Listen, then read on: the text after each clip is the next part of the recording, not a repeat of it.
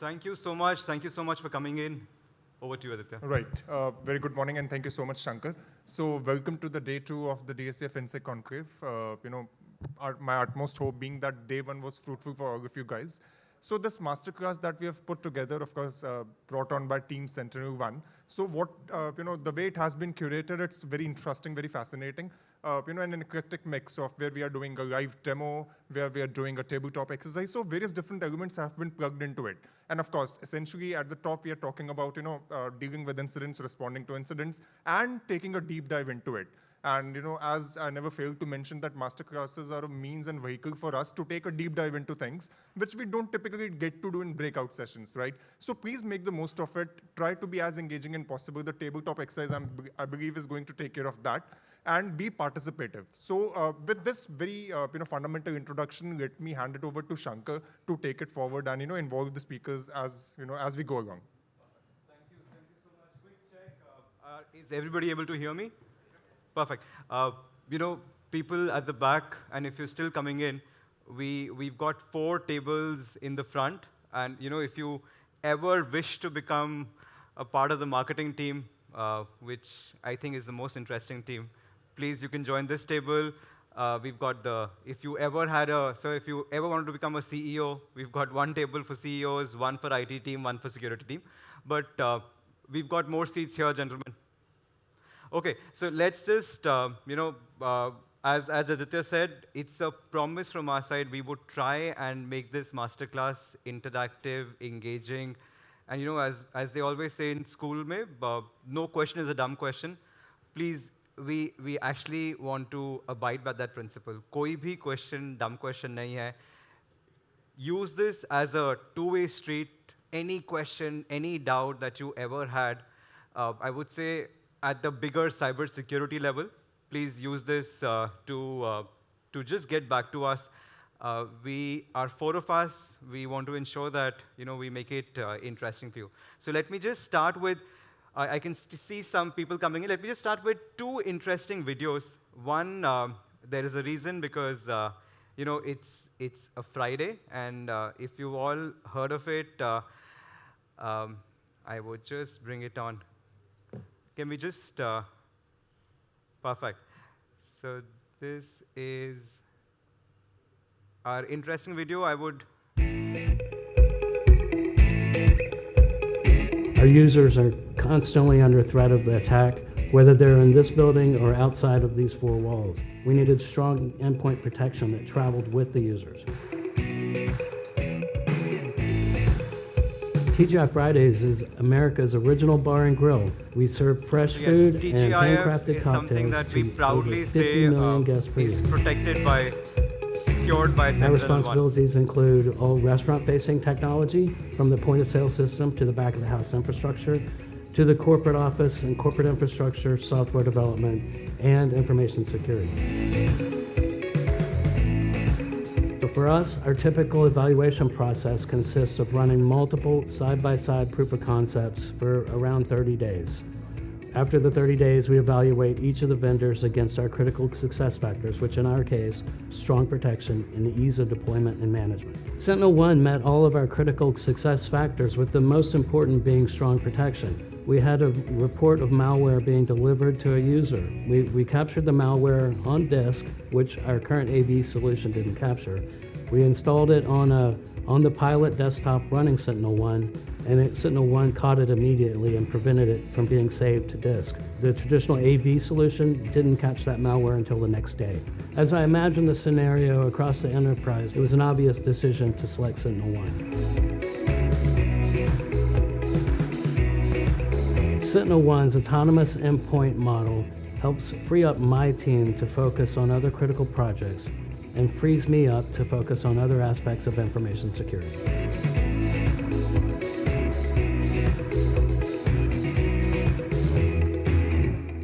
And one more, just one more video. I don't want it to become video, and it's not a sales pitch, but there's a new video by an Indian CISO, and we're really proud of that video because it's a very unique sector. So it's a 120-second video.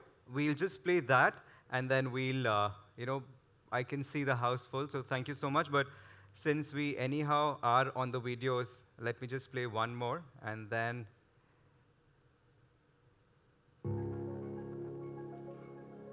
My name is Kapil Marotra, and I work for Dhanuka Agritech as a CTO. My major responsibility is to take care about IT infrastructure, cloud services, endpoint protection. Agritech is a very different business altogether. Dhanuka Agritech is a leader in this space.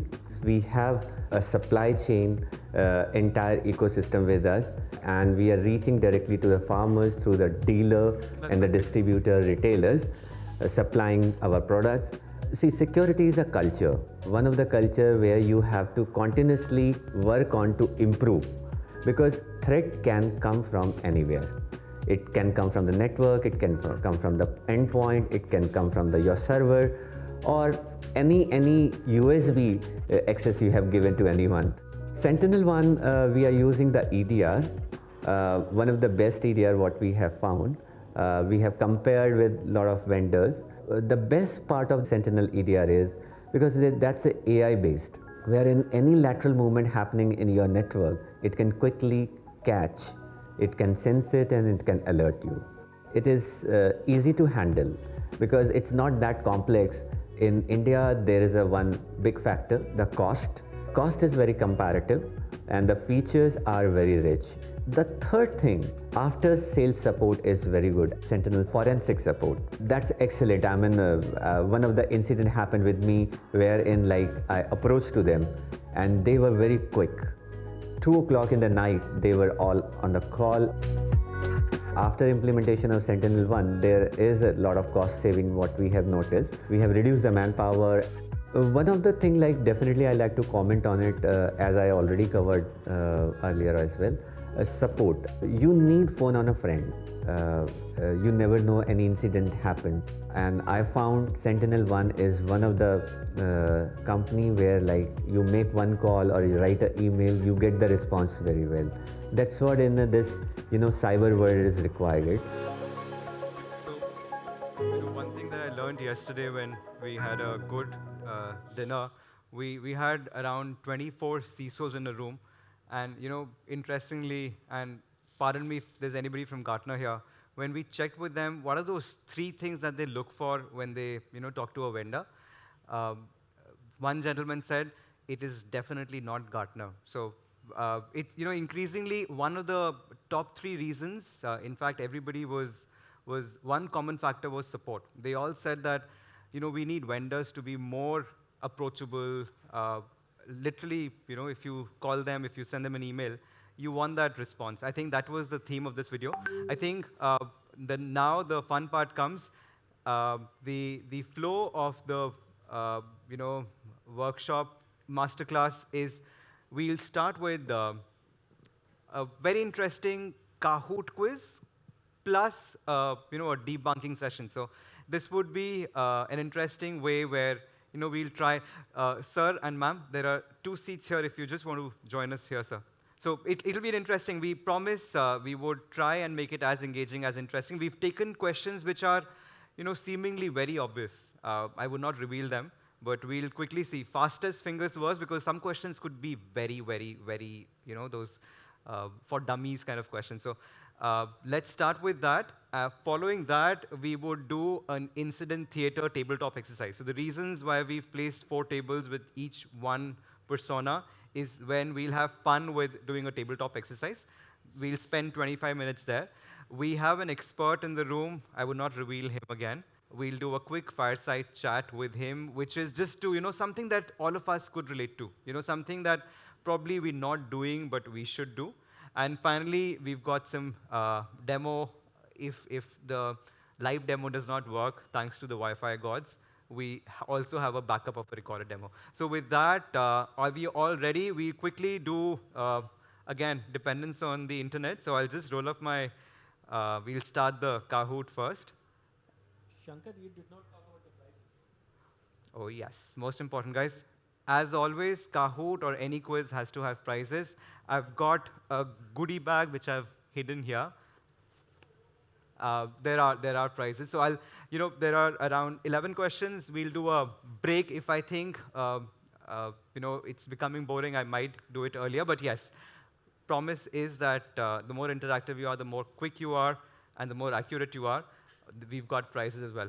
I'll be joined with 3 of my colleagues who actually are the boring lots. The IT, the geeky ex-Gartner, and our friend, oh wow, Deepa is also here. So yes, one good, interesting, non-nerdy person as well. But yes, so they'll be joining me very soon. Okay, guys, get ready. Okay, in the meanwhile, I can see the pin is 80. So just go to kahoot.it.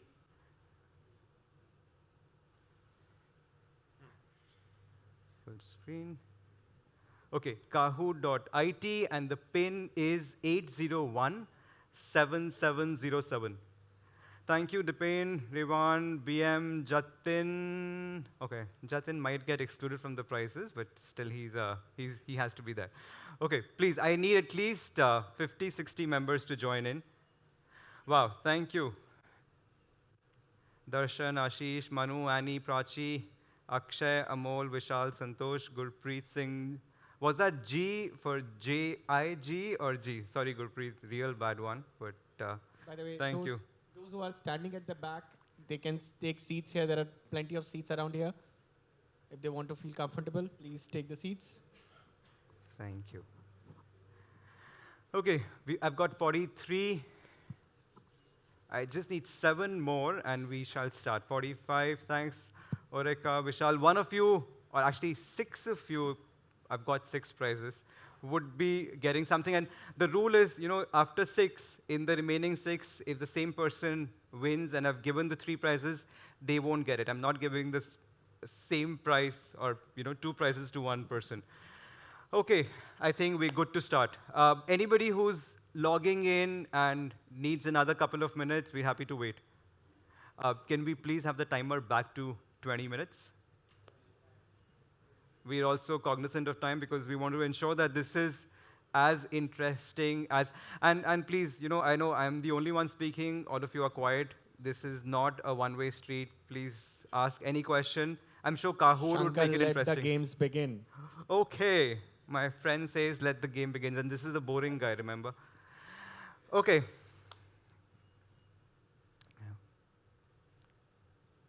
Sorry, that was a backup done. Okay, 3, 2, 1. Can we have the audio? There's a by default audio.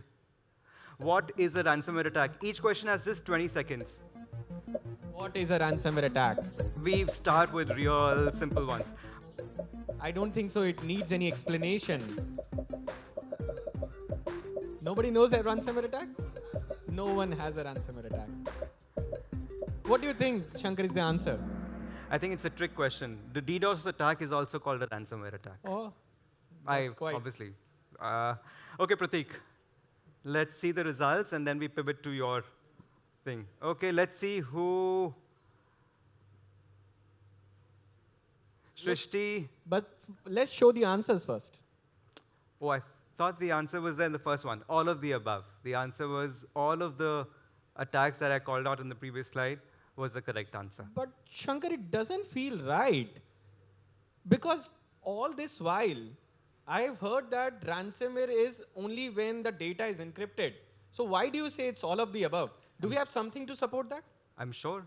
Can we see what we are talking about? Right here, Prateek. So first of all, this is why, and yeah, by the way, Shankar was talking about that boring guy. I'm one of those boring guys. So I'll make sure that I do not bore you for more than 30-35 seconds. But ransomware has changed and evolved a lot, just how we are evolving security. And it is no longer associated with just encryption. And that is the reason when you saw all the options, that is ransomware DDoS attack? Is it data breach? Is it destruction of backups? Is it data being encrypted? The correct answer was all of the above. Now, ransomware is not an attack type, but it is an attack that contains all the attack types. And if I talk about how it has evolved, and especially it has evolved, and especially it has evolved quite a lot since the pandemic. So it started with the encryption-based ransomware attack. Had we been doing that quiz 4 years ago, then the first option would have been right. That only when the data is being encrypted, it's a ransomware attack. But we are living in 2023, and that's the reason now it has evolved to double extortion attacks, where they destroy your backups, they steal your information, that is the data breach component, and the latest evolution of ransomware is that they also launch a high volume DDoS attack against your infrastructure so that you are on a timer. You are on a timer that if you do not do within 10 hours, you'll not make the payment, we will launch a DDoS attack and all your websites will go down. That is the reason all of the above was the correct answer. We've got Who are some the winners? seats. If you want people at the back, there are some seats in the front. If you just want to. Shankar, who are the Winners? Yeah, Okay, let's go to at the the winners. top of the table. Shrishti, Vishal, and Vijay. It's not coming up. Oh, okay. Is there a way, guys? My screen. There it is. Yeah. Perfect. Let's move to the next one. Okay, let's go to the next one. Question number 2. What is the first known ransomware attack's name? Actually, a good one. Some very weird names. I know. I'm sure you'll click on typhoid, right? And what if it's the right answer? You're not getting any prize. You're not logged in. Some very weird options, Shankar. I think WannaCry is a strong one. I guess you went too AIDS. ahead when you were talking about fun. Okay, so interestingly, 6 of you got it right. So yes, the correct answer was AIDS. I know, seems very awkward. Really? But there is. Do you have any explanation for that, Prateek? Really? AIDS? I know. Any guesses? Which year was it? 1989. It predates the computer era.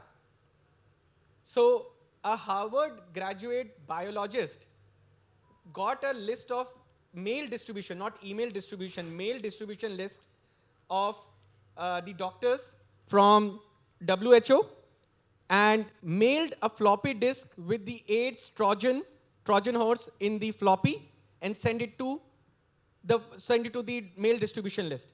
And the moment you plug that floppy in your system, it encrypts all your data. So the first ransomware attack before the digital era began was in 1989. I'm not even and it sure was if people AIDS. have seen a floppy here. Remember the three-quarter thing? Okay, there was no supporting slide for this. Okay, let's see. I'm very keen to know who those 6 people are. I could guess. Shailendra, Awesome, Santosh, Akshay. Well done, guys. I hope nobody is using Google here, right?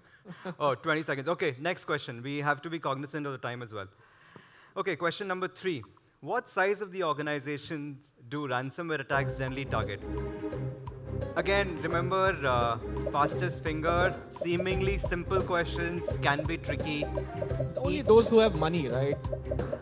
Let's not give them any hints, Prateek. Serious. Okay, 46 answers, 0.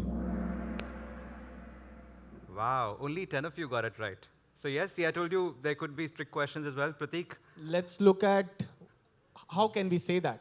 So Yes. in one of my travel to one of these conferences, I was walking to a restaurant and I found this screenshot. This. I'm not sure whether you are able to see it. Let me zoom this in for you. This was a closed restaurant and it says no cash kept on this premises. So it was a notice to the thieves that please do not break in, there is no cash here, you will not find anything. And strangely enough, we in cybersecurity, small and mid-sized organizations, they also take the same approach and they say that I don't have anything valuable. I can't get hacked, right? I cannot get hacked. Why would they hack me? I don't have anything valuable or any valuable data in my company, in my network. So if this is your ransomware strategy, anti-ransomware strategy, then you're wrong, because if you look at this news article as well, one of the major airline companies got hacked and they insulted this airline company publicly, saying that don't worry, we are not going to attack you Again, because it was too easy to attack you. Just imagine, you are getting attacked and hacked, and the attackers are making fun of you.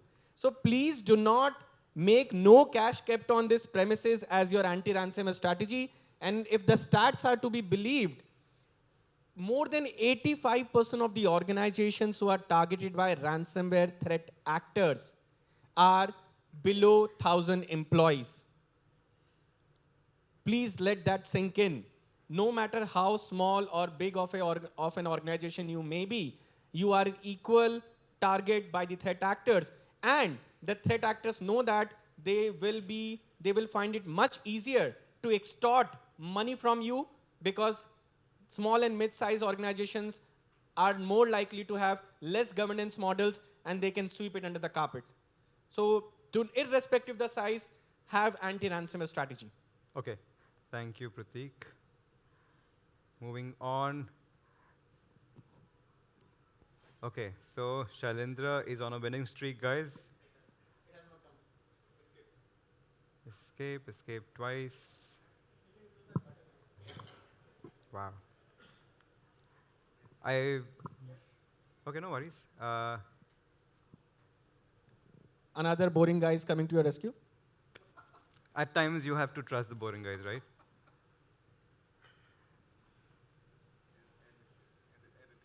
Shankar, you are not fun without the boring guys.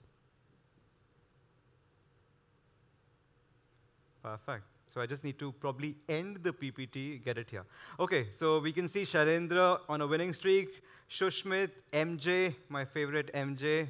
Keep it up. Okay, guys, next question. What impact does ransomware attack lead to? Business loss, loss of job, loss of life. Yes, I like the speed because fastest fingers first. Only business loss. Or Loss loss of job. life does not make sense, right? But Let's see what else. and all of the above always works, right? We should have had none of the above. Okay, 7, 3, 2, 1. Do you want to? Wow, see, 52 Wow. people got it right. Very good. Sorry, guys, very easy question. Very easy question and very easy answer as well. Ransomware attacks can no longer only lead to business loss. It leads to loss of life as well. And there are cases where the ransomware hit a hospital, a healthcare organization, because of which surgeries were delayed, because of which it resulted in A loss of child, lives as well. Also, a case closer to our home, All India Institute of Medical Sciences, when they were hit with a ransomware attack, because patients were not able to make digital appointments, all of them rushed to the hospital, and it was an utter chaos during the ransomware attack at AIIMS. AIIMS being the largest hospital, it was getting out of control for them. And because of the panic situation, it can lead to any kind of problem whatsoever, be it stampede or so many things. So it does not only lead to business losses, Prateek, but there is so many other things. no supporting slide for this, right? But we can go ahead. Okay, cool. So Shailendra seems to be okay, guys. Up 11 pace. Naveen, a big call out. Is backup the best control strategy against ransomware? Yes, it is. No, it is not. That's what I've been- Again, like the all of us, all of the above. Maybe. When there is no all of the above. How can it be all of the above for That's yes what I'm and saying. no? Like, so guys, don't listen to us when you're on this. Okay. Very good. Okay, not bad. 35, 25 people. It's Very a good. split.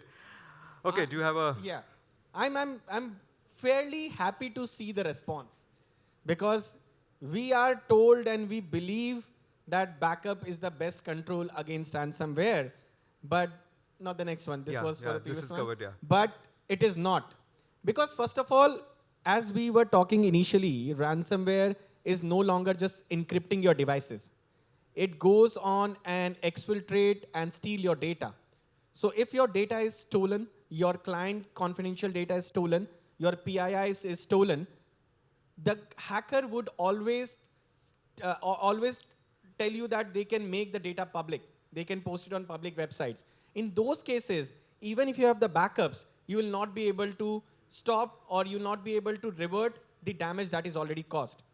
And at the same time, if WannaCry is any clue, you would see that majority of the organizations who had backups could not retrieve from the backups because those backups were not tested. There are some chairs in the front. Sorry, Prateek. Yeah. And I'm So- also cognizant of the time, Prateek. Yes. So backups are not the best control. That should be the last resort. If nothing works, backup can come to your rescue, but backup should not be seen as the ultimate control against ransomware. Okay, now I think I know the trick. So you end the show, don't call the boring guys, and still move on. No, I'm not. See? Okay, so scoreboard. Shailendra. Who is Shailendra, by the way? You want to sit, Shailendra? Okay. This is the 6th question, and probably after this, we'll take a quick winner's break. My systems are up to date on patching. Am I safe to ransomware? Yes, of You course. know, had I been in my previous organization, this would have been so apt. Okay, guys. Yes, no, difficult as 100% patching.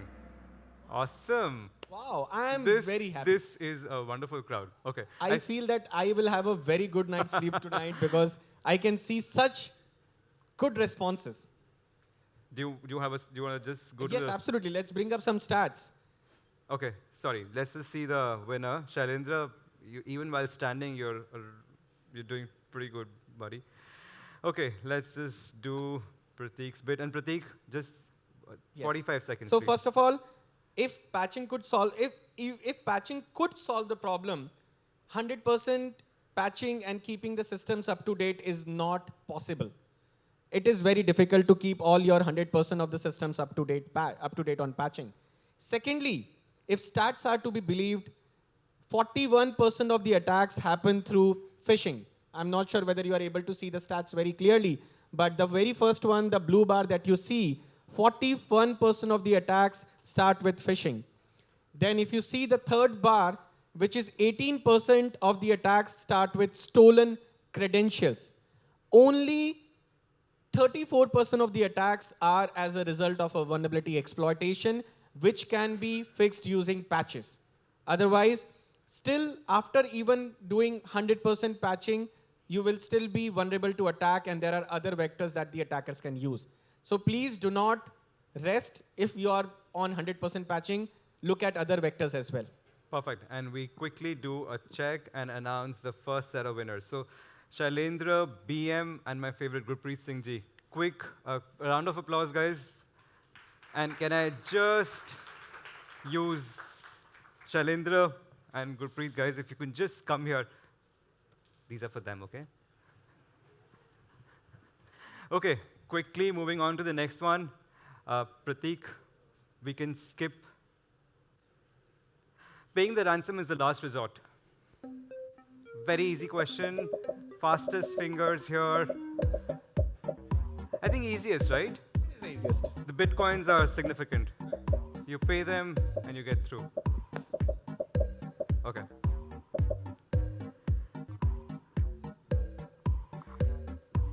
Let's see. Easy one. Any explanations while I move to the next one? Yeah, do not pay, otherwise you will become a paying customer for them, and they'll come to you for renewal and again, every right? year. You would not want to pay this renewal every year, right? Don't pay the renewal. So, because attackers, now you're marked as a potential to pay customers, and I'll come to you again and again. Let's not do that. Secondly, a lot of governments do not authorize, or they prohibit making payments to ransomware threat actors. So you would not want to be on the bad side of the law as well at the same time. Cool. Okay, I'm moving on to the next one. Which operating system needs to be secure for ransomware? What question is this? Of course, Microsoft. Mac is the most secure, Prateek. Yeah, so Windows. why do we need to secure it? It is secured by design. Or was it Mac? Well, let's see. There are no ransomware on Linux. Let's not trouble them, guys. Wow, who's that one person who got influenced? No, we are, Shankar. Okay, sorry, I should not. Yes, you say should not anything. single out people. Shailendra, please, can you sit now? Okay, we just have 3 minutes. I have an MSSP. I don't need an MDR. If you guys are, True. okay, I think everyone's familiar with. No, false. That's false. I'm sure it's true, Prateek. Well, let's see. These are the easy ones, right? Even on the screen, it'll be just 2 colors. Tick, tick. Okay, let's see. And guys, Shailendra, BM, and Gurpreet Singh ji, we are not even Yes. considering you. It is false because MSSP only helps you with the upkeep of your security technology. It does not help you in deriving the value and the security out of your security technology. If you want to look at threat detection and response, you need MDR, Managed Detection and Response, services on top of MSSP. Okay, I'm not moving to your slides now. Perfect. Okay, which approach works better in cybersecurity? Interesting one, guys. That's Human kind of a tongue assisting twister. Human assisting technology, technology assisting humans. 100% automation, seemingly. Okay, we've got 54 answers, 55, 57. Wonderful Very good. audience. Awesome, guys. Very good. So, the first approach that you see, human assisting technology, is a very 2010 mindset, where we were using some basic platforms and we used to put 20 humans to support that platform and use that platform. But now, as the attackers are becoming increasingly automated, you need an approach where the humans can be scaled. And that's the reason you need technology assisting humans so that you can have that multiplier impact and you are able to scale the humans. Why 100% automation is not the right answer? Because no matter who tells you from what stage, humans cannot be replaced by AI. Let's not let anybody tell this lie to you that humans can be replaced with AI. Okay, good to see Sushmit and Amol there. Okay, we've got 2 more questions. Actually, 1 question and 1 poll. We've already run out of time. Second last question. Cloud security is hard because kernel panics, downtime issues. Yeah, good one. Okay, kernel agent installation, lack of awareness, true, all of the above. We still have seats if you are tired, if you want to sit. Shailendra definitely needs to sit. 47. Very good. Very good. Wonderful. Okay, cool. So, yes, because of the kernel panics and operational issues, traditionally organizations would not implement security in cloud workloads, your physical servers, your virtual servers. But thankfully, things have changed. Things have evolved. Now you have user mode agents, user level agents, which make it a lot more easier to achieve security without any operational impact on your server segments. Got it. So last is actually a poll, which, that this helps us move to the next session. So this is not a question. Question is more of a... No prizes for this one. Just Yeah. a sir. So do you have an incident response on a retainer model? Do you have an R? Okay. And my next speaker, are you ready? Okay, good. So there are good number of 44% of the audience who say no. There are 24 yes. Can I just and take 10 seconds? Please. Again, you may find it very repetitive, no matter what is the size of your organization, maturity of your organization. When it comes to cybersecurity, you should have an incident response organization on a retainer. So in times of a crisis, you would know whom to reach out to. And there are options available where you can have $0 retainer without Sushmit even and have to Amol. pay anything. You can get this kind of agreement he's where wrong. in case of a crisis, I just you need know to call up whom to Shushmit contact. Shushmit and Amol, can I just, are you good at catching? So thank you Thank everyone. you, Shushmit. And Amol, sir, are you good at catching too? Perfect. Gurpreet and BM, or somebody hasn't. You haven't taken yours. Okay, so now we move to our next speaker. Sorry to call you boring. We're just changing the laptop, guys. Do you want the audio as well? No.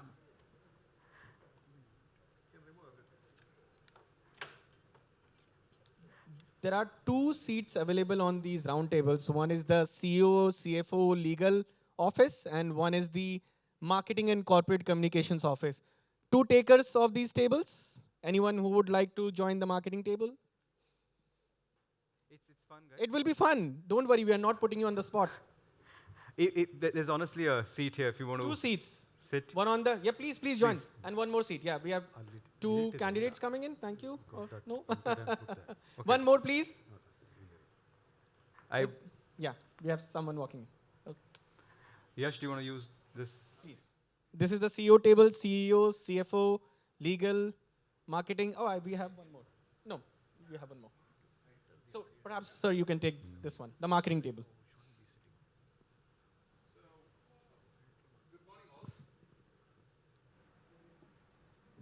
Good morning, all. I just have 36 slides, which I'm going to present in 10 minutes. Don't go out. That's not the fact. So let's do one thing. I'm just going to bring up something over here. You're seeing my screen over here. There are different machines, and it's that easy to have a ransomware attack. You see this? So if you notice over here, there is logbit that is going on. I just tried to open up something. It's that simple to get a payload delivered to your network. It's that simple to go ahead and attack your machines, right? So we spoke about how easy is it and how ransomware spread is actually reducing. So if I just go ahead and minimize the screen, right? So let me try to do that over here, right? So we'll also see few other machines on this laptop. Everything is getting encrypted. So you can see there are 4 different machines running on my own laptop, right? It's that simple. You are that susceptible for an attack, right? If you have an attack right now, if the machines are getting encrypted as we speak, you can see that all the files are getting encrypted.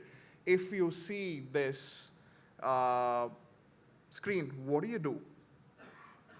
And if you see that spreading in machine speed, do you call your SOC analyst? Do you call your operating system guy to go ahead and fix this? Whom do you call, right?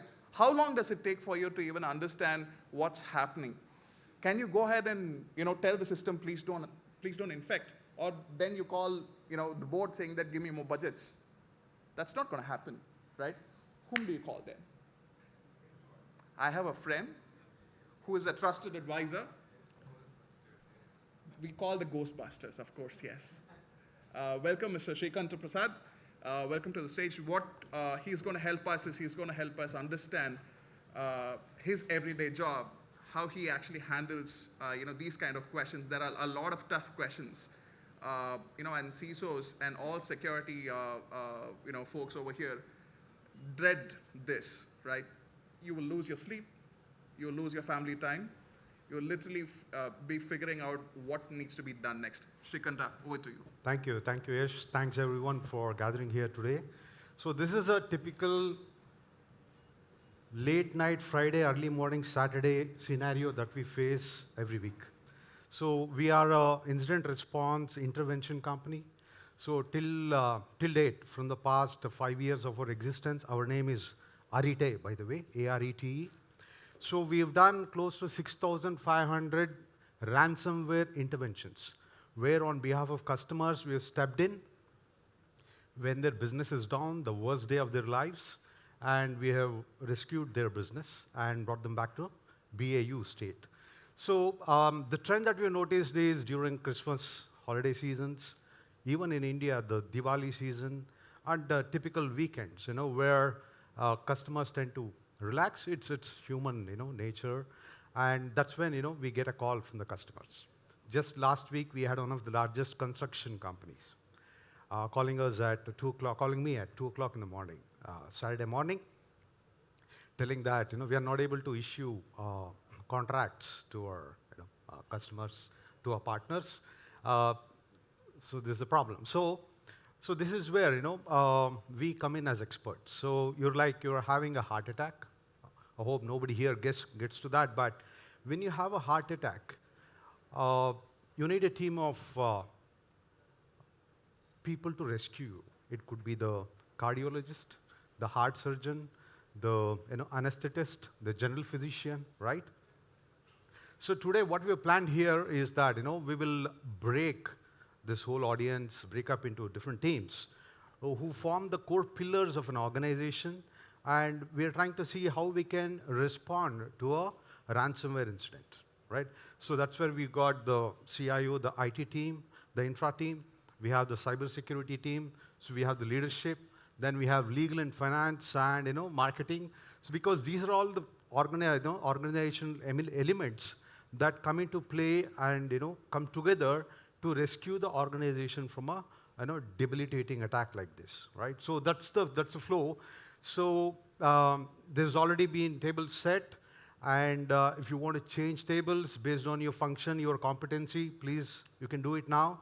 So what we are going to do here now is that we'll give you around 5 to 7 minutes, 5 minutes, so that you can, now that there is an incident that's been announced, you as a group together, you're a part of an organization, and the incident has been announced, like, because you have been ransomware. Now, based on your function, you all have a responsibility to come up with actions, right? So let us hear from you after 5 minutes. Based on your function, what are the actions that you're planning to take so that will help the organization to come back to business or recover from this incident as quickly as possible? Any tips for any group? As in, Yeah, so I mean, like, for the CIO, for the IT, like, basically you'll have to first identify patient zero, right? You'll have to start collecting artifacts for forensics. For the security team, you'll have to you'll have to think about how to contain the incident and how to mitigate it and come out of it. From a leadership perspective, who's going to take the lead on communicating it to the SEBI, to the market, right? Check. Sorry, if people in the audience, if you relate to one group, and if you want to contribute, this is the time to just come here. We've got the CIO table here. If you think you can contribute here, we just have 5 minutes. The idea is to hear from you. Similarly, this is the CEO, CFO table. Yeah. They probably are the most humble and modest team. Then we've got the marketing table, which is this one, my favorite, and that's the security one. So quick check, audience, if you want to contribute, please, right time. The idea is to make it as engaging, as interactive.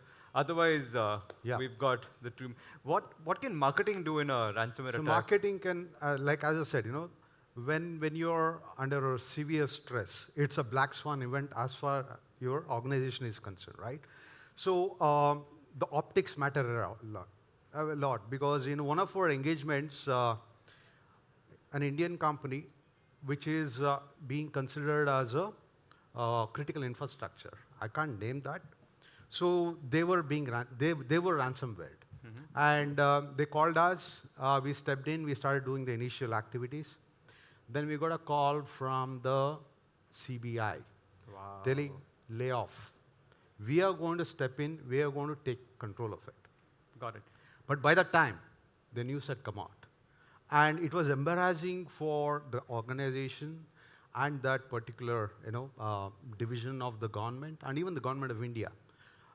It became international news, very subdued though, that that they were compromised. So optics, messaging plays a lot because it's not only about, as we saw the impact of ransomware, it's not about loss of revenue.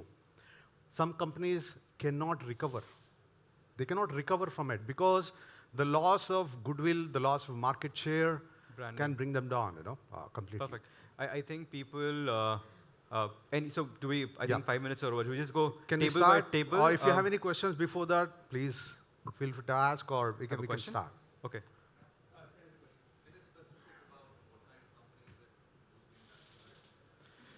Yeah, as we saw in the Kahoot, right? It's no longer, They don't differentiate. yeah, it's no longer a large enterprise that is more prone to a ransomware attack or a small. What? So, so for simplicity purposes, let's call it an e-commerce company, right? An e-commerce has a lot of digital assets. An e-commerce has a lot of supply chains, Lot of customer data. lot of customers, so And regulations. and regulations. So now that we are divided across these 4 tables, what are the activities your department would be responsible for in the event of a crisis like a ransomware incident? So it is our duty on these tables to identify these activities and see how can we execute, what are the timelines associated with it. Fair enough? We are good to assume that we have a sound team of the responders and all. Yes. Okay? Yeah. Oh, yeah. Thank you. There will be counter questions. If you say, if you're too optimistic, we are there. All right, Okay. then let's start. Let's start. So we are also joining on your Yeah, tables. Yeah, do we? So I'm on the CEO table. By the way, the time is ticking. It is a ransomware Yeah. attack. You are. It's Yep. you don't have the luxury of the time. It's just 5 minutes. It's firefighting. The more time we spend, the fire will spread to more areas. Corporate communication PR as well. So you're the CI IT team, right? You are the. So while we are waiting Good, for good, the good. tables to discuss, let's hear it from the audience. So, I mean, What do you you think own all the IT will be assets. the very first And step also you have an idea of where any your of the assets, departments what are the crown should be jewels, taking right? at the So you time should of be a in position crisis? to identify which are the crown Anyone who would like to share? crown jewels of my business, without which I can't operate. Now you're totally out of offline. I would say that So you should come up with, the okay, these CISO are or my the crown CIO jewels, should and be this calling could be their possible vector of cyber attack risk consultant that who's are already from, creating their architecture or who has VPN, already from my created that partners, architecture. those kind So of, whether it's origin of the anyone attack who is has possible. been their go-to IT Then, outsourcing partner my who's created that identification of my critical architecture, assets the as call the should be crown going to them then to support them in the next what steps. we can do Very good in point. terms of Reach out to your IT containing service them. providers Have and you see switched off the how internet can they access? support us in Have you stopped this logging in? Then time of a have you crisis. started collecting So I think being proactive and acknowledging the fact that we are being hacked is one of the major things that Yeah, you should do as a first step, so that the people who are Yes, yes. associated with Go you to and zero get team. impacted, they are Talk aware about and then yeah, they can take talk about precautionary the actions against it. platform. My marketing team is so interesting. They've come up with some real good suggestions. We'll wait So- for that. But this is a very good point that she made, is that the acknowledgement of an incident is very important. We have to announce it within the relevant teams that yes, an incident has occurred. It is not just a security event. It is not just a small security incident. Now we have to get onto firefighting mode. Create that sense of urgency. Otherwise, we may tend to take the luxury of time and take steps. But this is not the time where we can just sit back and relax and think, at ease. This is to firefight and be on our toes. So very good point. Thank you. The Anyone else? Pratik, the CISO team has already started giving out information to the CEO. But saying we'll that- come back to you No, but it's already 5 minutes. They should start giving out information. just right? after this.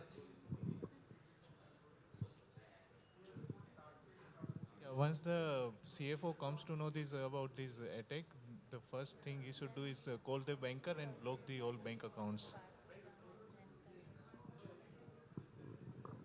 In case you were not able to hear him, so the very first thing CFO should do, also call the bank and seize all the payments so that the attackers are not able to get into your bank accounts and they are able to withdraw money. So that's a very important basically point. we will be asking These the are CISO some of the team, points we may not think the source or of may the not attack, if they are be able to able to identify the think source when we of are the attack, which was firefighting. the first, That is the reason we have to machine be or asset that prepared. was We attacked. have to prepare all these things well in advance. Hello. Okay, we are already started. Yeah, this is ransomware, right? It's all chaos. For the incidents, many of the things has to do parallelly. That is the most important thing. That is correct. So And the first thing that we communication would be is doing from our equally side important. is When you isolating say the network so so that many the things have to be identifying the source, it happened does not propagate further. parallelly. And the That means second thing communication is when we important, structure is important, everybody A should question know to the roles and A responsibilities. question to the CEO team. Have you started asking the CISO team saying that, Chaos. how should I start communicating Chaos. outside? Because have you started a war room? Have you even asked This them? is how people panic. Have When they you are even started panicking, asking? you take wrong decisions. Ultimately, So I very you are commonly neck on say the block. that why would you Whatever IT or build the security road does, while you are trying to CEO walk is on in it? the limelight. Let's End of the build day. the But board is in highways the limelight. in advance You got to set the agenda. so you got that to when I drive have it to because drive my car security on is it, top-down. I don't have to worry about whether the road is constructed or not.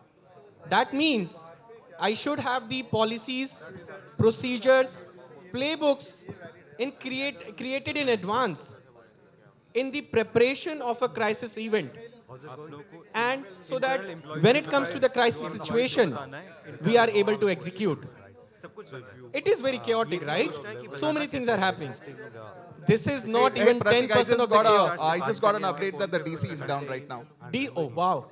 What about the e-commerce website that we had? Collecting, data points and See, forensic evidence. the fire is spreading like a wildfire.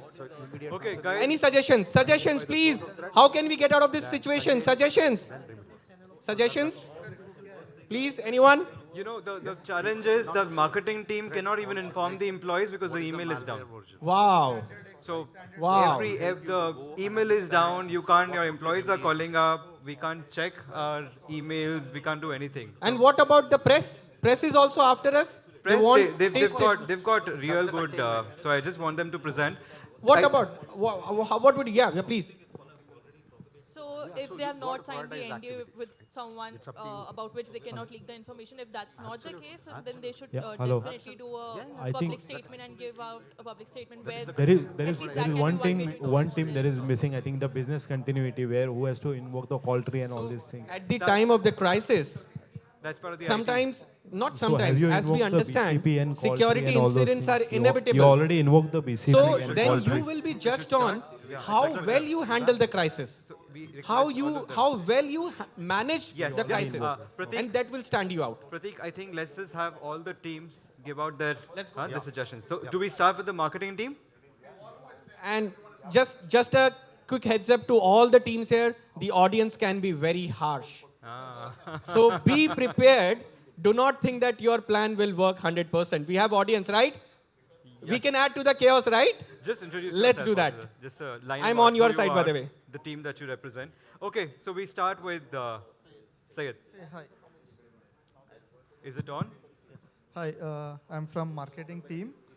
So what we would follow is we'll have standard operating procedures, templates available, which we will use for this particular incident, right? And there might be a lot of noise on Twitter, Instagram, all over, Because including the news. It's an e-commerce website, Correct. obviously. So we kind of say brand protection, reputation, and further other stuff, right? Based on that, we will communicate on the Instagram, Twitter, and all that, stating that there was an outage, and it's been contained and controlled. And we should. Sir, is be it an operational outage soon. or a security incident? You got me Outage and security incidents are two different things. Sorry. See, but at the first instance, if you talk about a ransomware, it creates a panic, and we don't want to do that. So we say an outage for the outside world, because you said it's an e-commerce, and we have thousands of our customers who we don't want to panic. So we say it's an outage. I mean, we're not trying to hide the information, but we are just trying to say in a But then more what subtle about the way. screenshots that are on social media, which says that you are hacked? You cannot masquerade a security incident as an outage. Yeah. Audience, are you with me or against me? No. That's fine. That is Let the- irresponsible Marketing corporate behavior. communication. No. See, but As a strategy, But we are Pratik, I have taking one this one approach. observation. See, as they said, to be fair, right? You need to control the narrative because you should be telling what has to go out. At the same time, you have to sensitize your employees and partners as to be very, open with them and tell, okay, we've been breached. But if somebody approaches you from external, you should be messaging telling, yes, we have some issue, but we are working on it, right? The usual, feel-good language. But internally, it has to be very open and clear that, so that all your employees understand the seriousness of it. At the same time, we should project the confidence to external entities. It could be the market, it could be the regulators, telling that, this is what it is. And secondly, most important is that, I don't know if you're finished. So, yeah, please go ahead. So it was as a strategy we were using, not leaving everything out, saying that we are down and out. That's the reason we have mentioned, like there is an outage, we are working on it, we'll be back soon. Apart from that, as you were saying, we might, someone else from CTO, CEO team, they will inform the regulators as well. Can I please add a point? Yep. Yeah. I'm here. So don't you think it's ethically wrong that you are saying that we are not being hacked, but it's just an outrage? Because the people who are associated with the company as a customer, they are liable to know what's the truth. If they are somehow connected and they can face a loss, as we saw on the screen, like ransomware can cause loss, death and life loss. So don't you think it's your responsibility as a company to give the information out there so that the customers can protect themselves? No, I mean, this is. I think it's a very thin line. So, without knowing the impact, we cannot say that. Okay, see, we have segmentation in place, and the critical assets are in the segmented zone. So, without knowing what is the impact, we cannot inform that we have a problem. So that you have to give us some time to analyze, find out what is the impact, and then only we'll be able to come up with that. This is the actual chaos that happens. Spoken like a true infra owner. They're also right. They have Actually, the brand image. it may be possible that the impact is not that bad. I just want to add something. Right. Yeah. So what we have seen, your data, your screenshot all over the internet on the dark web. And as a threat actors, we are publishing that data to all the news channels. So what would be your strategy in that case? Because everything is public, your screenshots, your complete data dump, your customer informations, your PII informations, everything is down there. That you are doing false reporting. You are doing false reporting, sir. It will have a much larger business reputation loss. Exactly.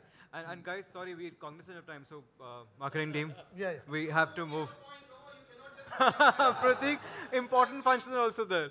No, that's where cyber security maybe we'll have to internally discuss and then say how what is the internal stuff that we can take it public, right? And then reporting to regulator. Lastly, as someone was saying, like we'll inform the internal employees as well what should be done. I mean, communicate the whatever points you're raising, right? Ethical and all that will be fair enough and inform what has happened internally only to the employees. Yeah. Guys, just this tabletop exercise is done over a period of 45 days, right? For us to come to the, so we are trying to boil the ocean here and condense it to 20 minutes. But let's be cognizant. We have Just one last point. Yeah. No, by the time you have said it, an outage is the next day, and then you come back and say it's a ransomware attack, and if it is a listed firm, the share price will tank, and it's a because of your misrepresentation, me as a shareholder is losing money. And probably you could have managed the communication better so that the response would have been better and then my money would have been protected as well. So this kind of misrepresentation is not accepted. But at the Fair same point. time, we don't want to cause a lot of panic out there because then it will be like everyone will be going crazy. Media will start hyping the stats and No. it's going to go crazy. Outage could be for any reason, right? So that's where we have mentioned we are not operational. So we'll come back soon addressing the issue. Sure, So absolutely. let's By go the to way, security some refreshments because you will be in the room for 45 days until the incident is curbed. Please help yourself with some refreshments. There will not be any discount on the hard work that we have to do. Please take some refreshments. Who's next? Who's ready to go next? The CEOs. Thank you, marketing CFO team. table. Guys, let's bring our questions for the CFO. Tough questions. Hi guys, so I'll like to take you all through the process that we've discussed would be the optimum POA for such a situation. So we've divided that into 3 categories. That's defensive, offensive, and sending in a message. So under defensive, we have things like quarantining that network or that endpoint device. And in offensive, we have things like catering to our legal team to ensure that we can take defamation to a lower standpoint. And also under the offensive sector, we also have creating the threat model, which calculates the damages done so that our information security managers can tell us what to do next. And lastly, as for the message, so it's very unlikely that such information won't be released outside. I mean, that is the worst case scenario, but it's going to happen eventually. So we would prefer. Sir, what about the certain compliance? We have to report within 6 hours. You are not even talking about it. The clock is ticking, sir. Like I said, that is under the offensive sector. You are the legal and compliance team. You have to tell us what do we need to do in terms of reporting this incident. We have already wasted 1 hour into this. Yeah, I'll just give you examples because I'm handling approximately, I'm Advocate Wafna. I'm handling more than 10 to 12 cases, and I'm from the government of Maharashtra right now over here. So we are handling, and I tell, because the first thing is that the IT team takes over the internal part. Second team is the legal team, which is you have to report it to the government agency within a span of 3 hours. Because if you don't report it, the government is going to take action on you because you are liable to answer to the public. Sir, do you have the reporting template with you? Being a professional and a legal, I cannot give it over here. If you want, you can hire me. I am ready to give you my services. Sir, not as an individual, but as a part of the e-commerce the legal team has to come into action immediately. You have to report, publicize it amongst the public that we are attacked, we are victimized. So how prepared is the legal compliance team in terms of reporting right now? Can you tell I us don't know that, about sir? the corporate world. I am an individual practitioner. I'm talking about this particular situation, this e-commerce company. Yeah, over here we are ready. If you have any problems, we are ready to comply with it. Do we have the template? Yeah, I can. Awesome, yeah. But the key here is to understand that legal has to take a call immediately. Yes. It has to be led by legal and communication immediately, because that's where you stop the negative. What's the and also save you from. Sir, how many hours after the breach that you have to? See, as per the IT Act 2000 and as well as the new directives which have come across in March 2023, within 3 hours, irrespective of whatever is your internal, the time it comes to your knowledge, not that what time you were attacked. The time it comes from your knowledge. My point is, apart from the regulatory compliances, maybe reporting, what about the law enforcement? When do you that only, the cybercrime? reporting through the legal is the law enforcement only, not only police. You can report it anywhere. Right now, there is a portal known as cybercrime.gov.in. Even if you report over there also, it is considered that you are reported.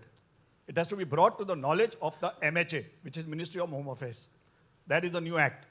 So you have to the legal team has to act immediately within a span of 3 hours. As per the certain directions, you have to report it to incident at certain dot. That's the internal procedure. That's as per IT Act. As per IT, not certain. You have to report it to law enforcement agencies. And law enforcement agencies, even the MHA, the local police, whomever you have the jurisdiction, comes under that. Perfect. Nowhere it is specified Sir, that certain should be there. Do we have the list of all the authorities we have to report into? You don't require a list. You can approach your local police station also. That is also counted as law enforcement agency. As per the law, certain and MHA will suffice. Yes.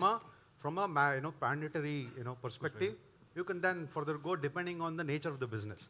As I said, if it is deemed as a critical infrastructure, then everything else will come into play. Otherwise, the markets, that is SEBI, certain, MHA. And if I can just add, we actually have a checklist prepared. What happens if your company is on the cloud? We can share that with you. We'll share that. How do you ensure that? If your company is on the cloud, then what regulation, what enforcement you will look into? What jurisdiction you will go into? See, if you have taken services, if you have taken services of any segment, and you are a consumer, or you are a user of a particular services, you can approach anyone. Okay. You don't require that a particular department only should be approached. Let's move to the next group, sir. Thank you, sir. Thank you very much. Thank you so much, the CEO team. Can So we who move wants to to the take next? the CISO, CIO? CISOs, the most Silence one. Yeah, I mean. But they are suffering. We were silently working in the background.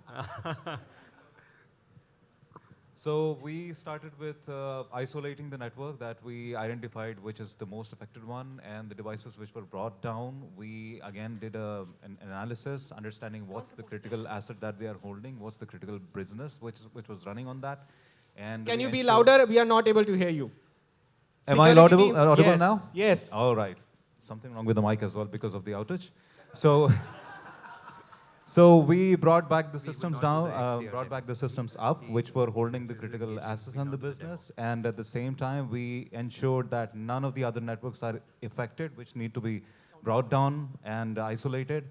Then we try to identify what was the source from where the threat or the attack was originated, whether it was a user mistake, someone by mistake installed something which caused the issue, or is there some device which was not patched, not secure, and if whatever the issue that we identified, we ensured that was no more remaining an issue into the system. And then we informed the appropriate stakeholders along with the issues that we had identified, what was the root cause, what was the issue, what was the remediation steps that were taken, and what was the eventual time according to the RPO and RTO which was defined earlier, whether we were able to back the systems up, how is the respective function is running Okay, right a now. fundamental question while you CISO derive team, that. probably the CISO team has already shown all of these steps, saying that, Yes. how did it come in? Yeah. and all Yeah. of So that. a more fundamental question while you explain your strategy, legal is asking how many users are impacted, and should we really have any insights on the amount of data that was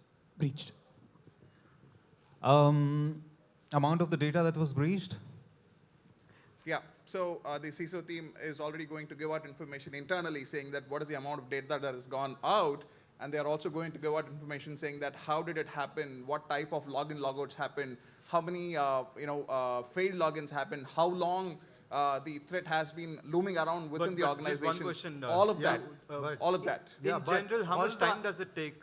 See, all the answers to these questions may not be available during this war room. Yes. Because it needs deeper investigation, and it may come out at a later stage. Hello. But now at this How point do- in time, it's about No, saving my the point is, patient. if the encryption is Sorry, done on the you gotta- security systems, how do you I'm sorry? identify these systems the then? encryption If is the done on the- security solutions itself are encrypted, then how do you identify? I'm sorry, can you please repeat it? If the security solutions or the systems which are the SOC analyst systems are encrypted, how are you going to identify actually the impact? Or the Okay. people, how do you isolate them then? We've got the answer here. We've got the answer here. So as soon as the threat starts, spreading across, you'll immediately get to know that what are the different machines that are getting impacted, and not just that, you'll also get to know that how it came in, what all services it has touched, so on and so forth. All that answers are going to be available from the CISO's team per se. So this is where technology assists the humans, right? So you're leveraging automations, AI, and those kind of next-gen technologies to get you to remove the noise, get you actionable intelligence where you can put your actions to work. Well said. Right? So this is like you're on the operating table. What is the primary objective to save? Okay, you have a high BP, high sugar, all of that can be taken care. But let us get you out of here first, right? So that's how we are trying to do this. Okay, we've got one Yeah, please. table left. Okay. So you are assuming that the Sentinel tool would be accessible through the URL. In case if the network itself is down, how will the access to Sentinel tool happen? All right, great question. So one is if you have SentinelOne per se, right, and if the machines are getting encrypted, just as we saw, right, one is the agent will still maintain connectivity to the cloud where you still have access to roll it back as how I have done right now. All the machines are actually up So by while the time were we debating, saw. He actually did the rollback. So Yeah, you see that on the screen. All the 4 machines Are back. Are back. So which means that one actually is the domain controller. The other machines are, it could be your web servers and so on and so forth. Right? I was able to do a rollback. and that was one quick. of luck question. Thank you for asking, sir, because Yeah. he just did that. That's a great question. So you mean to say it is a stealth agent which keeps running in Yes. spite of the attack? Yes, and not just that, the backups which were there within the machine were actually anti-tampered, which means that one, the security tool is not getting disabled, and second is the backups within the machines are not impacted, and 3, think about this. If your DC is getting impacted, which means that no user will be able to log in, and if you are able to do a rollback, which means that within an hour's time or something, your network is actually up and running. So is it possible that a CISO, using his own personal laptop, could access your portal and get how the events are unfolding? Okay, great question. So this is a SaaS solution, so which means that whoever is authorized and who has the credential to access it will be able to access it based on two-factor authentication, based on the authentication methodologies you have. So the corporate network is down in the sense, once the incident happens, the best practices, the flow is like, first you cut off the internet connection so that exfiltration is minimized, right? That's the first thing. Then you start identifying the compromised machines and start taking them off the network so that the lateral spread is contained. Right? It's not that, by the time you, in a worst case scenario, by the time the customers realize that they have been ransomware, there could be 100% encryption across the network, but generally not so. So there will be something that you will be able to salvage. So some part of the network would be untouched by those guys, and it is the primary objective of any response team to ensure that you identify the compromised ones, isolate them, take off the internet connection, and then start expanding the untouched one. In the sense, you identify the malware version, then you start putting policies on your EDR, your firewall, IPS, and start cleaning them up and adding back to the network, so that your business can slowly come back to normalcy. Shankar, over to you. Anything I else? was just saying, fourth group, I have my expert to have a chat with. The CIO group, you're ready? No, yeah, they need to address. Let's ready our arguments for them. As I already said, we are segmented, and it is like we had a word with the CISO team, and we found that the threat vector is going to be a phishing mail, which our employee clicked by mistake. So it is like we have this one primary function per server. I'm hearing like, one primary function for server. So we have a segment in which I think I'm hearing a lot of segment, right? So if I'm attacker, so I'm already know you're already segmented, right? So I have to be very clear here. So there are very much possibility that I can have a lateral movement first, and then I put my all of the backdoor in all of the places. So just give me 2 minutes to explain how my network is. Then only we already got to know from the attacker itself, right? You guys been hacked. No. See, our business function is not stopped. Only it is. See, we have the threat vector on the email server. So your business function is not really stopped, but the data has been out, right? Yeah. Data is out. So we are at a stake of I'm losing a lot of my personal information probably. I might be lose my credit card if I'm using on your e-commerce. So I have to stop my credit card that first. you need not worry, because your the actual assets. I know you guys are PCI DSS ASV scanning vendor. Yeah. I know that, but you've been hacked, right? No, we are doing an ASV scan. That is different. But see, this credit card information we don't store, because we just have the mask card information in our. Attacker can put the monitoring system where even it get stored or please don't make it personal. Please don't make it. It's just a tabletop exercise, but let's not make it personal, please. How your credit card is safe with we are us. still 20 minutes into the event. I know. Still Imagine 20 minutes, when it right? happens And we in have real life. actually done a lot of progress. Yes, ma'am. So giving to answer to your question, your credit card is completely safe, because we don't save your credit card information, just the mask card information we have. One more thing, your mask card will also not go out, because probably you need to release all of the data online, saying we that how it is stored. Because we cannot believe you as of now. The attacker probably is in the man in the middle where they are reading my credit card. Got it. See, but That's a our reputational email damage. server is in a different segment, okay? And then our externally facing server is going to get the request, and only filtered request is going to go to the business function server, in which your mask card is stored. So that is completely safe. So what we have tried to do is, we have a separate segment of the email server, and we have also installed this SentinelOne. Wonderful. Okay, thank you so much. That's the marketer's Silver bullet delight. answer. All right. Silver bullet answer. So No arguments. the PR information has given out saying that using SentinelOne, yes, now you can understand that attacks are common. Attacks are common, and using SentinelOne, they were able to roll it back within an hour, and they were able to get back on the ground. So that's no clue the I answer. wanted their support. Okay, I think in played a the interest political of game. time, sorry. Thank you so much, and thank you so much for spelling those golden words. Shrikanta, why don't I request you to? Okay, sure, sir. So now that you have attacked, can you tell us whether you have cyber insurance or not? That is exactly That what I would have covered. That but was how I was planning to hand over to you, but just give me 20 seconds. So to wrap it up, I said, so great interaction. Thank you very much for being so engaging. So when we talk about retainers, right? Retainers is like, if you look at a ransomware incident as a point-in-time event, there are some things you can do before, and there are some things you can do after. So the retainers is like proactively being on a diet plan or a health plan. You change your diet. If your doctor says, okay, there is a possibility of you to fall sick, having some serious problems, you're trying to take proactive measures to come back to your tip-top shape. So retainers will help you identify gaps in your people, process, technology outlay of the organization, right from the leadership to the CISOs, to the marketing, everything. So when we do retainers with customers, we help them understand where do they stand on the maturity level of all this people, process, technology, how well they are equipped to detect and respond to an eventuality. So detection, the technologies and best practices can help, but these kind of response capabilities have to be people-centric and people-driven.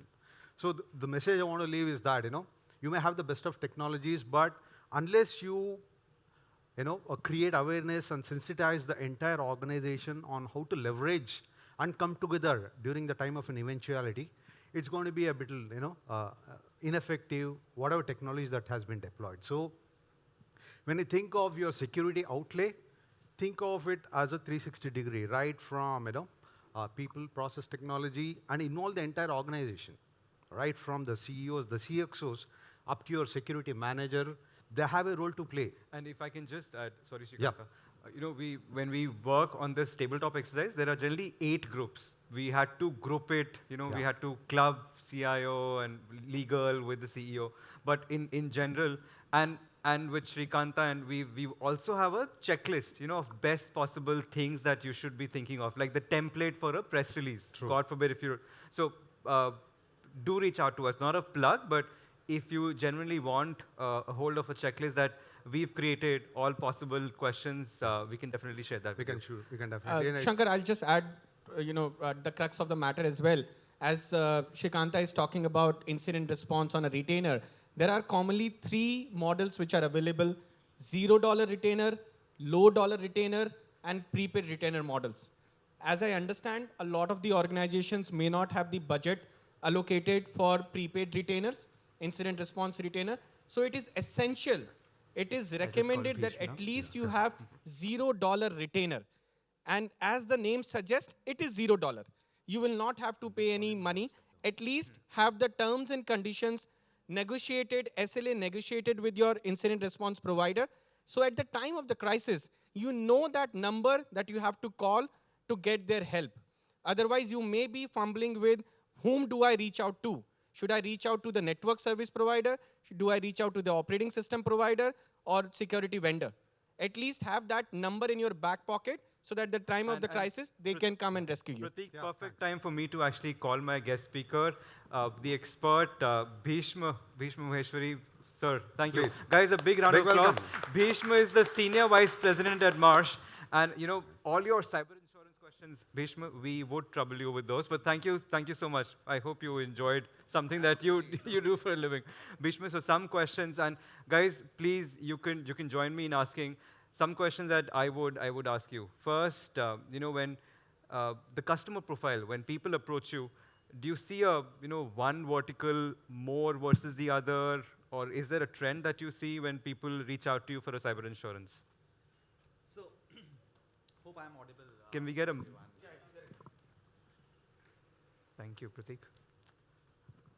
So, in terms of industry segments, if I may, segregate the customer profile, I think when cyber insurance started, which is like in India 5 to 7 years back, initially it was only the data-heavy companies used to, come and talk about cyber insurance, and that was the time. Even I think soon we will be celebrating. In fact, today we are celebrating 5 years of GDPR. Wow. So when GDPR came up at that point of time, a lot of data-heavy companies having operations outside of India, especially Data EU heavy, and would it be banks? Would it be e-commerce? banks, IT, yes, e-commerce. Banks, obviously, because they are data-heavy, they are also custodian of money. So they used to approach us for cyber insurance for obvious reasons. So one, definitely they wanted to secure their data privacy, aspects, and also a lot of firms had requirements coming out of their clients that Got they it. cannot enter into any kind of contracts Without unless a- they have a cyber, cyber insurance insurance. in place. So it was more of a contractual requirement at that point of time.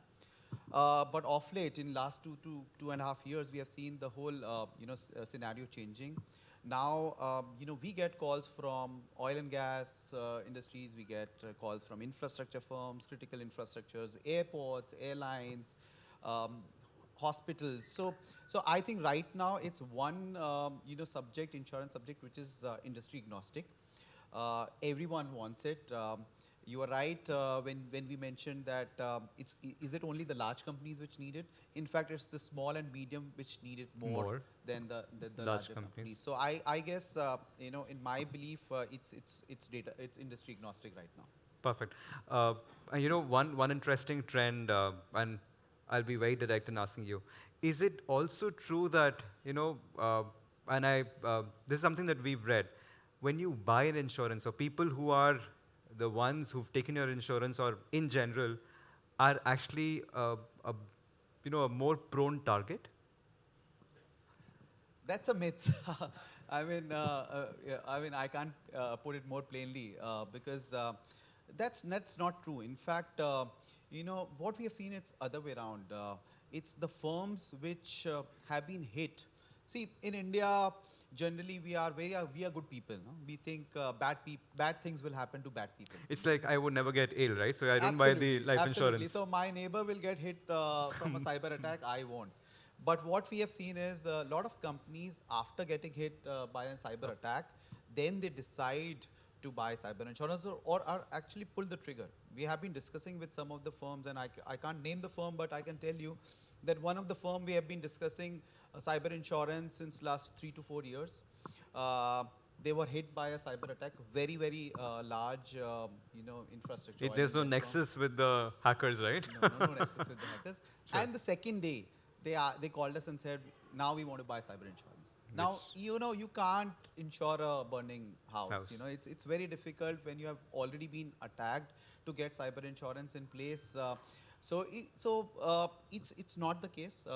I think companies are getting attacked left, right, and center. Whether they have insurance, non-insurance, it does not matter. In fact, I would say, and I would stick my neck out and say that when you have cyber insurance and when you go through the whole process, I think it's validation of your systems. If an underwriter is writing your risk, it's a great validation that you have the right systems in place, because underwriters are very picky and choosy when it comes to cyber insurance. Underwriters, by underwriters I mean insurers, because they are underwriting the risk. So they will do a great thorough check of the system. So it's a great validation of your systems. This is one insurance which is also very dynamic in nature. So if there are certain vulnerabilities which are developing over the year, when you have a policy, insurers will be the first one proactively coming and asking you. So the Log4j vulnerability happened. There were so many questions insurers started asking to their insurers that what are you doing to ensure that this vulnerability will not affect you. So I think it's a very dynamic and very interactive kind of insurance, and I feel the whole journey will ensure that your systems are up there. Very well said. Any questions? I just have 2 more minutes. Shrikanta. Point I had. Am I audible now? Yes, yes. So in fact, a customer for us, they use the fact that they are insured as a differentiator compared to their competitors when they bid for global bids. Oh, very interesting. Because that's It's a business enabler for them. absolutely. So as you were telling that, it's a validation of their current posture and their seriousness. It's also a business differentiator. People have won contracts because they've gone through the whole cycle. Bhishma, are you okay if we just take a couple of questions from the audience? Sure, absolutely. Any questions for Bhishma? Yes, sir. Can we have the mic given to us? Pratik, right there.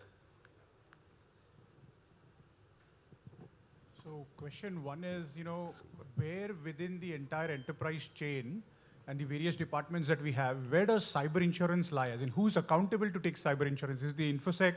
Is it the legal? Is it someone else? That's question one. And sorry, I've got another question as well, quickly. So who, in case of a ransomware attack, right?